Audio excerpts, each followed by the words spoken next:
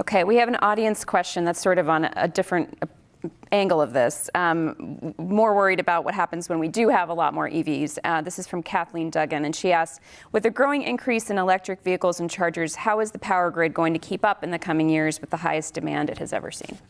You know, that's a great question, and it makes me reflect a little bit on the topic of today's conversation more broadly at the Washington Post about the choices consumers can make.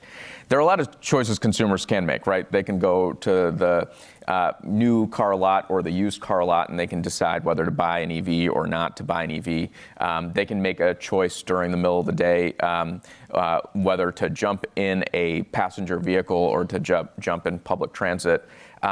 They can't make choices about the grid. They can't make choices about where the hundreds of billions of dollars are being invested. That's where public policy comes in, and that's where corporations come in.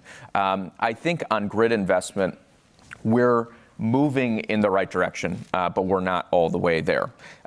When it comes to supporting the charging infrastructure for light-duty vehicles, these passenger vehicles, the amount of grid upgrade that's necessary is relatively modest.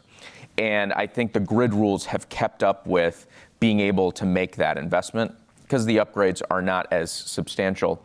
But when it comes to things like school buses or transit buses or those long-haul heavy-duty vehicles, I think the grid infrastructure really needs to step up. And what that's going to require is state public utility commissions. It's going to require utility companies.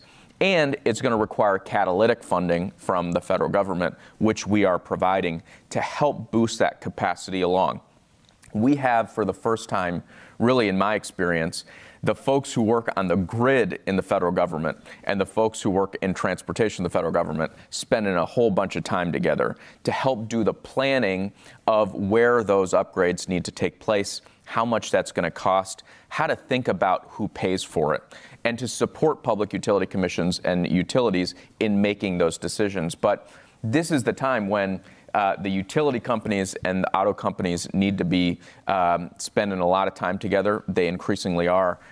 That's going to unlock and enable the level of deployment, especially in the heavy-duty fleet going forward, which we absolutely need to achieve.